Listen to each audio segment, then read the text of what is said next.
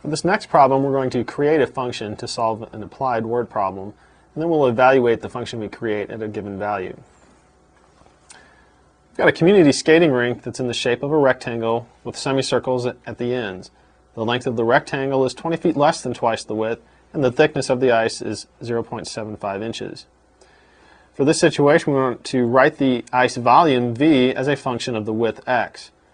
And then for part B, we want to figure out how much ice is in the rink if the width is 90 feet. First thing we should do is define some variables. We've said that x is the width of the ice rink, so we have this rectangle part in the middle. We want to define the length, and in the problem we've told that the length is 20 feet less than twice the width. Twice the width is 2x, less 20 is minus 20, so we'll have the length is 2x minus 20. That way we have expressed it in terms of the width x. The radius of the semicircle is half of the width. Since we said the width is x, the radius will be x over 2. To get the volume of the ice, we want to start by finding the surface area of the ice. If we consider these are the two semicircles, we could put them together to form a complete circle. So we really have a rectangle and a circle that we need the area for.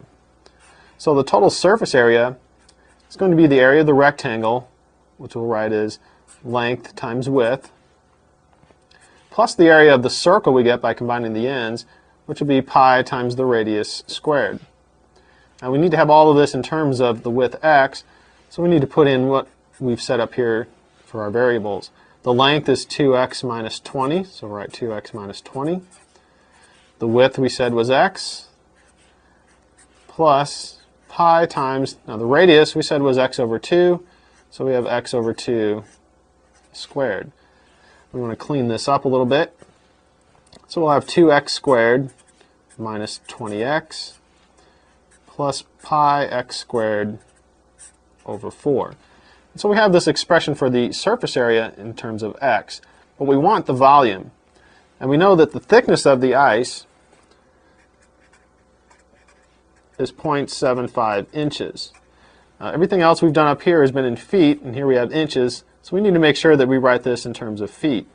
And 0.75 inches turns out to be 1/16 of a foot. So we have all the same units here. To get the volume, we just need to multiply the area by the thickness.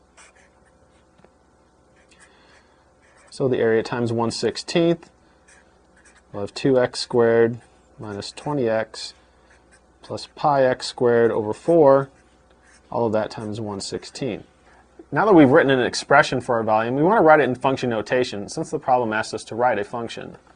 Here's our expression. In function notation, we're going to write v of x, so we see that the volume is a function of x.